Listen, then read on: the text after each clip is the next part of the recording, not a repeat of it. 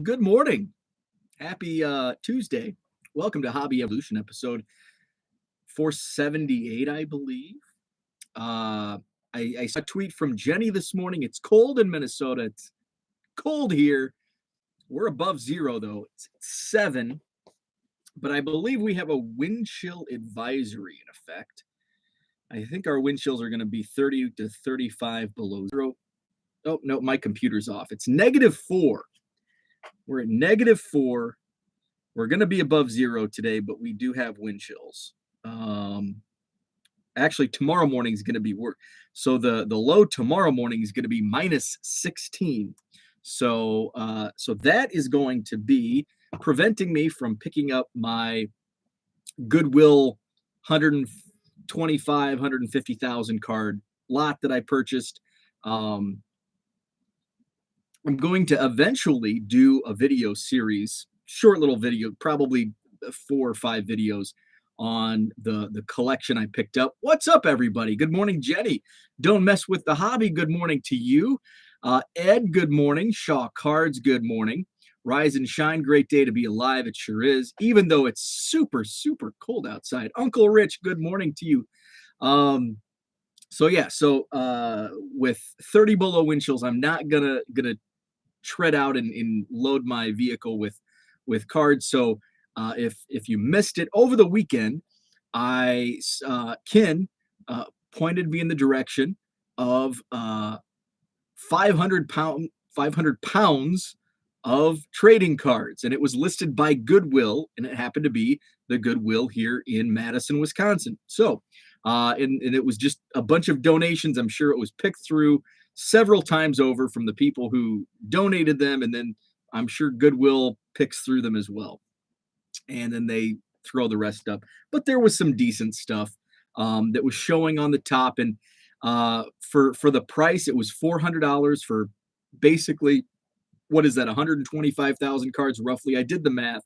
I'll share that in a video series that I'll do, but I'm going to wait probably until next week to actually get it loaded up, because this week's going to be absolutely bitterly cold, like the coldest of the year. And then I have the card show this weekend, so I'm getting my card loaded up with my card show inventory. So I don't want to do all that moving around while it's like free. My garage is not heated, so it's insulated. It's not as cold, but it's damn cold out there. So that's what I'm going to do. So I picked up about 125,000 cards. Gonna be a lot of commons and junk wax era and all that stuff, but I've kind of uh, been having fun digging through some of that stuff. In fact, yesterday I was looking for my next file exchange upload after I get the rest of my Bowman draft lots listed in my eBay store. I'm going to go back, and I found actually a box of Winter Olympics cards from 2014. And then I found a Bears box with some vintage Bears, some 70s, couple 60s cards, and some 89 Pro set, which I love that set. I love 89 Pro set. Who doesn't? Great set. So I'm going to list those up in my eBay store. Maybe later this week. We'll see. Let's see. Jenny says, how do you plan to transport load this purchase? Photo looks like it's in one big box. So that's a great question, but I'm going to answer that in the video series. So I'm just going to kind of throw it out there. This is what I'm going to do, and then I'm gonna do a video series on this big old box of cards. It's that big box. It's called a Gaylord. Is what those. It's basically like a super thick cardboard, and it's a very large box that you can put a lot of things. We when I was in transportation, I had a few clients that they would ship a lot of. So one thing that they ship in Gaylords is like scrap metal. Goes in a lot of scrap metal is transported in Gaylords. Rich says, trust me, no one knows more about donations than I do with sports cards. Absolutely. So yeah, Rich, I am not expecting to find any gems in this find, but it's going to be a lot of fun to dig through. And $400 these days buys a hobby box, or maybe two hobby boxes. And I'm going to have a lot more fun digging through 100+ thousand cards from the 80s and 90s. And if there are newer cards or older cards, hey, even better.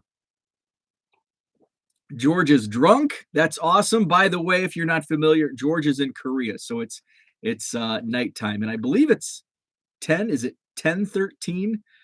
It's after 10 p.m. I believe, if I'm doing my math correctly. Um, let's see. George is drunk. Zach, what's up to you, drunk George? I'm glad I still have my wrench. Don't mess with the hobby says Goodwill had a case of 89 Donruss in Oregon. I purchased boxes for $8, free shipping. It was a lot of fun. That's awesome. They're all gone now. I've heard Oregon's like the hotspot. I think there's one of the Twitter follows who always finds the Goodwill. I think he's in Oregon, and he always finds great stuff. Don't worry, Zach. I'm usually a more mild version of myself when I'm drunk because I just get sleepy. What's up, David? Good morning to you. Good morning, Andrew. Good morning, Dan. George, 10:13. Hey, I was right. I was right. See, sometimes because I don't think Korea changes time, so when there's a time change, it's screwed. I get screwed up with time changes in my own time zone. Rich says, I can say that because I have given away 500,000 cards over the years, sold about another million, and still have 200K in my office. It's after 5 o'clock somewhere, not drunk at 7 a.m. Johnny Boy Cards, good morning to you. Don't mess with the hobby. Hit the thumbs up. I appreciate that. 9 watching live, numbers starting to get up there. Yeah, I appreciate a lot of new subscribers. I've always been, I've been poor at subscribing to other channels. So I've been trying to consume content out there on YouTube, and it's a lot of fun. There's a lot of great content out there where we have our little circle, and I watched my shows, and now I'm being introduced to so much new great content. So I appreciate that. No changes over here, so it always stays the same. Okay, awesome. And then we have to mess it up with the stupid daylight savings and standard time, and just make it one time so I don't have to set my clock twice a year. But actually, you only have to set it once a year because then you don't have to change it the second time. So I wanted to share. I didn't have anything really to touch on today because yesterday I was just shipping and listing, shipping and listing, shipping and listing. I didn't. I saw in one of my group chats there's some more hobby drama. I don't even know what the latest hobby drama is.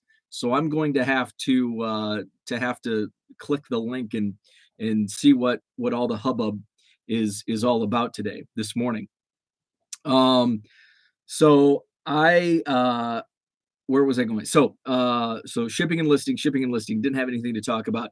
So I just wanted to pull out, and Rich will enjoy this. So I saw this on Twitter several months ago, and I love history, and I love history of baseball cards and trading cards, and so I saw this posted in a Twitter like several months ago. I'm like, I'm gonna buy. I don't even know if it was this issue, but older like I have a lot of like the Renata Galasso magazines from the early 80s. I've got some of the Beckett's from the mid to late 80s. Not some of the early Beckett's, but I have the Doc Gooden somewhere, which I believe is issue. Rich can help me out here. Dwight Gooden on the cover of Beckett, I think 1985. It was one of the first 5 or 10. And then, of course, into the late 80s, early 90s, those are everywhere. So I love consuming some of that content, even like the 80s and 90s stuff, because, it's very nostalgic. So I wanted to share that. When I consume content, going back to that, Rich Klein, who's in the chat here, when Rich Klein and Dr. Beckett sit down on Dr. Beckett's podcast, that's like my number one favorite listen. When they start talking about the history, their own personal history within the hobby, and just the hobby in general, that is like must listen podcast. That's my number one favorite listen is Rich and Dr. Beckett just conversing about the hobby. I can listen. I could listen to their conversations all day long. So I wanted to just kind of share. I'm going to flip through the magazine and just kind of show. And Rich, I think in one of his comments here said cards. There are cards. They're still intact in this issue from 1975. I wanted to make sure when I did buy it, I wanted to make sure the cards were intact. Unfortunately, no Cubs cards, but I would have left them in the magazine anyway. Um, let's see. I watched the video talked about in our chat. The Collectors Quarterly has 18 or so in the middle. Yes, there's 9 on each side. Are they SSPC? I think they're SSPC. 1975 was the last season of the late great Bob Gibson. The first 20 issues or so of Beckett are fairly tough to find. Yeah, one of the first. I have one of those first 20. It's Doc Gooden, and I have it somewhere. I don't know where it's at, but it was in one of my.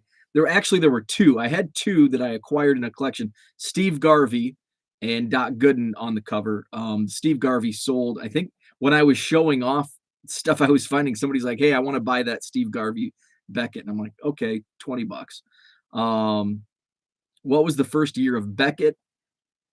Rich is going to have to answer that one. I think it was my guess. This is pure guess. Rich is going to have to answer. My guess is 1984. That's just a guess for the magazine. And then Beckett had, I think he did, what was it, an annual? Yeah, I was right. I think Beckett did like an annual starting in, Rich helped me out, 1979 was the first like annual publication. And it wasn't the magazine, but it was like a book. Yes, the books were 1979. So yeah, so let's dive through Collectors Quarterly from 1975. This was winter of 1975. I love the 70s, like this big bold font, reminiscent of kind of 72 with the way it arcs. You've got Fred Lynn on the cover with 18 real cards, exclusive samples of the new National Sports Stars set. So let's just check that out. So these are the cards that are in the magazine. You've got Yogi Berra with the New York Mets. Who else do we have on here? Pedro Preston Gomez, Yogi Berra, Tony Muser from Dan's White Sox up there in the corner. I have to look because most of these are unrecognizable to me. William Henry Davis of the Cardinals. So he's pictured in Rangers. He's Cardinals on the back. Fred Sherman, Denny Doyle, Darren Johnson, Bob Oliver. Okay, so this side, oh, that looks like Gaylord Perry. So this side we've got Bibby Wallace, Harry William Parker. Oh, Jack McKeon. That is Gaylord Perry. So very cool. And then the bottom 3 are is it Bonson, Mike Sadecki, and oh, that's Whitey Herzog. I should have known that. Whitey Herzog down there in the Angels. So a lot of familiar names, a lot of major league managers. So very cool. Oh, we're going to continue going through here. So the premiere issue, great articles on card collecting by Ted Taylor. And I bet Rich knows most of these names. Old Timers by Don Honig. An Old Timer, 1975. Collector's Bible by Bert Sugar. Trades by Bill Madden. And Autographs by Jeff Morey. So those are some of the articles. Here's what the back cover looks like.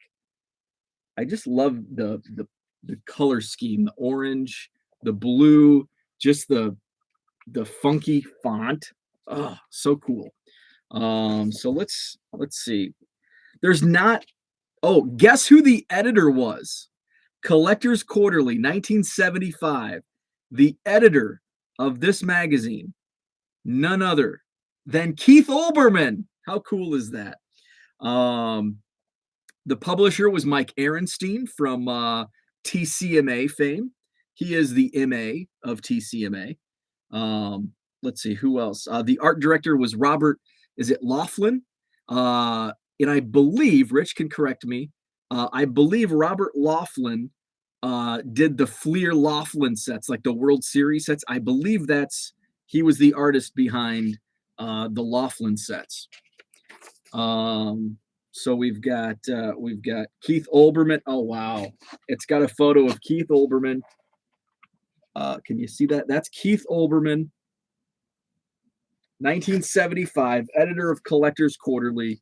This is such a gem, such a gem. Magazines are so like undervalued in my opinion, because, and what the reason I say that is not because they should be worth more money, but the content. I mean, the content is priceless. And that's why I was talking when I went down to visit Mike Summer at his card shop in Bloomington, Illinois.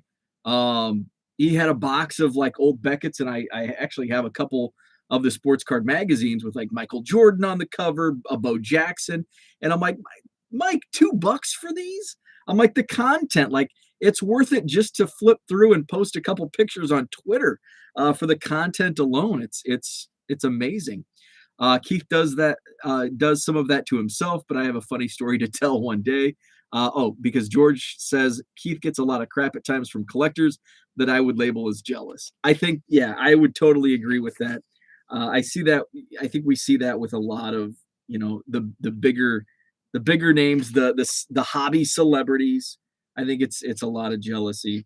Old timer memories, trades by Bill Madden. Just talking about trades. Ed says currently working on the Fleer Laughlins, among other things. There's some baseball poems.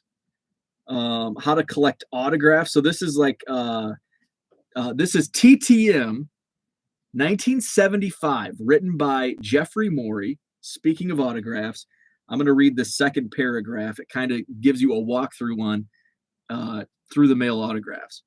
My experience is that most people will respond to a request. How times have changed. For successful results, a personal written or typed letter is best. And typewriter, kids. It is also suggested that you send only 1 or 2 items for the personality to sign, and in your letter, ask for a signed photograph. Send a stamped, self-addressed envelope. Postage is too much these days for people to answer your request with their own funds. 1975. How much was a stamp in 1975? A nickel, a dime. I remember in like the late 80s, it was 19. Like my first TTM, I think stamps were 19 cents, and that was probably like 1990. Maury was one of the first autograph collector dealer pioneers. Oh, very cool. I love that sentence. I love that sentence. Postage is too much these days for people to answer your requests with their own funds. That isn't that like we complain about prices, but we're always going to complain about prices. It doesn't matter if it's 2022, 1992, or 1972. Prices, it's all relative. And in 1975, postage was too high. We look back now today, and it's like postage was a nickel for a stamp. Now it's 60 cents. So that's fun.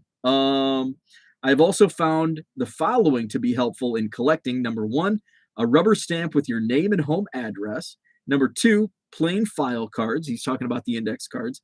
3x5, available from most stationery stores. And 3, use commemorative stamps. And 4, use good bond paper. And a lot of players today will not sign the 3x5 plain index cards because of forging signatures. I had a TTM of Josh Lansford, and I was big into TTM back in the what decade would you call the 2000 the aughts, like the late aughts of like 2007, 2008, 2009. I was big into TTM Cubs, and I was sending out to minor leaguers and retired players, and built up a huge Cubs autograph collection. One of the players so for minor leaguers, I was making like custom index cards. So I would just take index cards, and then I would print out a picture and put the picture. And so it would be just up in the corner, a picture of Josh Lansford, and then the rest was just plain white. Well, Josh Lansford, now his father was Carney Lansford. the longtime big leaguer, and it was probably just don't sign blank white. And so Josh Lansford, this 3x5 card in this little tiny photo, he signed the little tiny photo because he didn't want to sign the blank white. In a lot of players, you don't see too many current 3x5 index cards. I have a pretty big collection of vintage old autographs from on index cards, and I think they're pretty cool. I've got like a small album that I display them. So let's go toward the bottom. We're talking autographs. This is in Collectors Quarterly from 1975, written by Jeffrey Morey. Hall of Famers tend to answer requests. Baseball Hall of Famers who sign picture plaques for collectors might be shocked to learn that they sell for $1 and up on the market. Professional dealers sell them for $5 to $10. You can write the Cooperstown Hall of Fame and obtain any postcard picture of the Hall of Famers for 5 cents each. Also enclose sufficient funds for tax and postage, figure 50 cents. Before sending them to a player, use a mild pencil eraser or a pink pearl and remove the gloss from the top area of the plaque. This makes it easier for the player to sign. So that's just so interesting how times change, whether it be prices, activity, and I think personality as far as do players sign. I think pricing comes in because it's just kind of thought that, well, the only reason this adult wants my autograph is because he wants to sell it and make a profit off me. And I think that's where a lot of the non-signing comes from. So here's the Laughlin sets. So that's what I was mentioning earlier, and I think Ed said he's collecting those. George said 1 or 2 per request. Oh, Jenny did a little search. 13 cents for a stamp in 75. Okay, so there wasn't much inflation on stamps from the 70s to the early 90s, because I'm pretty sure 19 cents was how much stamps were in 1990, and that was when I was sending out my first TTMs. 1 or 2 per request. That's a rule I follow, but many don't know. I've seen, if you go on like Sports Collectors Net, some people send like 6, 12, 18 with the caveat. Well, I told them they could keep some. Oh, sure, I'm sure you did. Minimum wage was $2.10 in 1975. TTM is fun. I need to get another batch together soon. My best TTM was Brooks Robinson. Oh, that's a good one. I would like to start more of a celebrity musician. That would be pretty cool. That would be a cool collection. TTM should be getting huge here with February coming, but spring training up in the air still. Rich, thanks for stopping in. I appreciate it. Fun to talk about this era. Bo, when you get StreamYard more up, we'll do a chat. Oh, that sounds, yes, Rich, I definitely want to do that. That would be fun. So just going through Collectors Quarterly from 1975. This is, let's see, what is it that brings the crowd in? The magnet. So there's not. So today, this is what's funny. Today in 2022, when I flip through a magazine, it's like ad after ad after ad. It's like, oh, all these stupid advertisements. I hate these stupid advertisements. Now I go back to 1975. It's like, where's all the I want to see some advertisements, because back in the 70s, even in the 80s, the advertisements were really cool. And I'm sure in 30 years, when we look back at 2020, 2022, we're going to see the advertisements and we're going to go, oh, those are really cool. Lou Eskin writes, greatest sports idol of all time. Picture of Muhammad Ali. We've even got a crossword puzzle. How about that? A crossword puzzle. So here are some of the clues. Down 1, Bresnahan introduced guards for these. I'm going to say Roger. Let's see. 1, 2, 3, 4. Roger. That fits. I think that's correct. 4 down is Slaughter, debuted in blank state league. So 4 down, it's just 2 characters. I'm not sure what that would be. Herman Clifton's nickname, manager of the 1946 World Champions. Let's see. 17 down. Blank 'em up. Tony Lazzeri. It's got to be Lace, right? Lace. 17 down. It's 4 letters. I think that's going to fit. Infielder Ron, much hit by pitchers. Don't know that. Let's see. What else do we have? 1948 World Series Braves right-hander. 28 down. Is that Spahn? It's 1, 2, 3. It's only 4 letters, so I'm not sure. Not sure who that would be. So that's cool. Here we've got a advertisement for baseball nostalgia in Cooperstown, New York. 8x10 black and white glossy photos, 75 cents each. That actually sounds like a lot of money back in 1975. Oh, so they do have cards listed for sale here.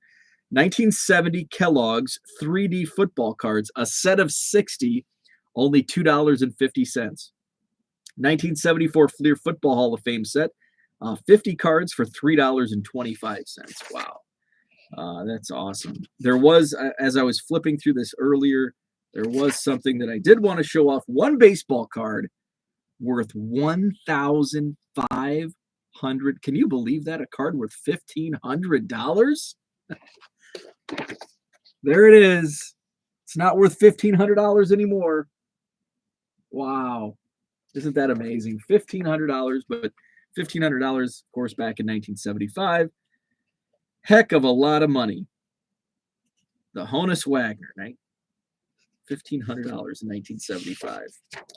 So there you go. That is Collectors Quarterly, Winter 1975. I love these old magazines. What I'm probably going to do today is I'm going to take a like 10-minute break, go on the couch, look at eBay for more of these because they're fun. Jenny says, George says, I can come into a StreamYard drunk if you do it when I'm on vacation. Bonds cards starting to move on eBay. People predicting tonight. Oh, yeah. So Hall of Fame tonight. So, yeah, I've moved some junk here. I've been trying to list Barry Bonds cards here over the last month just in case. I don't think he's getting in. The reveal is tonight. So the ballots were actually due. I think they had to be postmarked December 31st. And we've seen Ryan Thibodeau tracking the ballots. So looks like the last ballot he had was ballot number 192 from Bob Nightingale, who dropped Torrey Hunter and Omar Vizquel, which is it's odd that he dropped Torrey Hunter. Omar Vizquel, I'm not surprised. Omar Vizquel has lost 48 votes, but he's got the domestic violence stuff hanging over his head. So not surprised there. But he only put 8 players. And he dropped Torrey Hunter and Omar Vizquel. He did vote for David Ortiz, did not vote for A-Rod, did vote for Sosa. Thank you. Voted for Bonds and Clemens. 191, Joel Sherman. He voted Bonds, Clemens, Ortiz, and Schilling, just 4 on his ballot. Ballot 190 from Mike Puma. Bonds and Clemens, Schilling, Sheffield, Ortiz, and Billy Wagner. It's a kind of an odd ballot. And I think Bonds and Clemens are still only +1.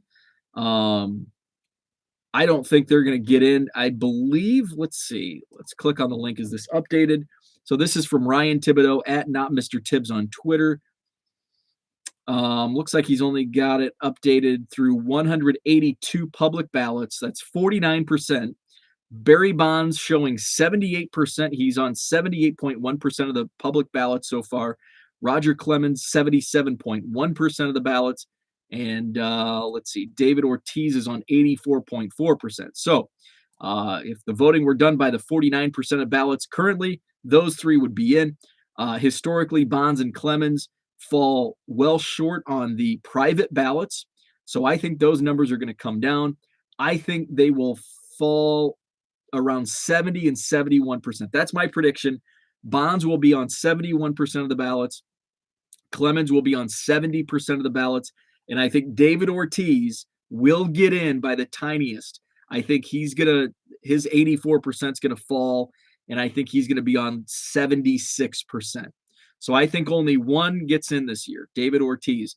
The other player that's close, some of the players that are close, Todd Helton's on 56.8%. This is only his fourth ballot, so he's still got quite a few. I think Helton eventually gets in.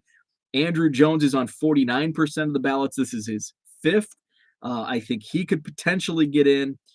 This is Jeff Kent's ninth ballot. He's only on 31.8% so far. So I don't think he will get in this year, or he definitely won't get in this year.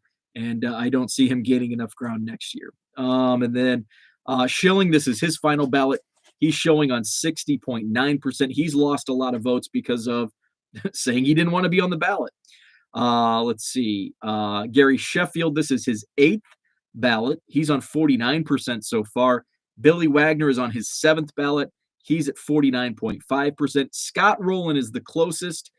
This is his fifth ballot. He's on 69.3% of the public ballots. Can he gain enough ground in the private ballots? Probably not. So I think Scott Rowland is, and this is only Scott Rowland's fifth ballot. So I think Scott Rowland's in next year. I think Scott Rowland gets in next year. So in the next 12 months, start pulling those Scott Rowland cards because I think he'll get in next year. But it looks like Bonds and Clemens will have to wait for a era committee. I think Ortiz is in this year. And then I think potential players on the ballot, this year's ballot, that I think eventually will get in. I think Bonds and Clemens will eventually get in on era committees. Let's see. I think Todd Helton eventually gets in. Scott Rowland definitely gets in the future, in the near future. Let's see. Andrew Jones, I think he's going to be close. I think maybe he eventually gets in on it, like his 10th ballot. Let's see. Manny Ramirez on his sixth ballot at 37%. I don't think he gets in. I think there's too much, too many clouds over him. A-Rod is only on 39% on his first ballot. A-Rod will get in eventually. He still has 9 more ballots to go. I think his numbers will eventually climb. The old guard that, kind of punish the PED users as they filter out, new voters come in. The new voters are more sympathetic to those era players. Let's see. Sheffield, it'll take a veteran in era committee for him. This is ballot 8, so he's got 2 more cycles. I don't think he gains enough ground. Sosa, this is his final ballot, 25%. He's not. It'll take a era committee for him. Billy Wagner, another interesting case, at 50% on his 7th ballot. It's going to be close for Billy Wagner. I don't know, if he does get in on one of these on the writers' ballots. I think it's going to be on his 10th cycle, his final ballot. But I just don't know if he's gonna get there. So that's my thoughts. That's my opinion. The reveal is tonight. So again, my prediction: 1 get in. David Ortiz gets in. Bonds and Clemens fall short. I'm predicting 71% for Bonds, 70% for Clemens. Scott Rowland is going to be right there behind him, and I think he'll end up around 70% as well.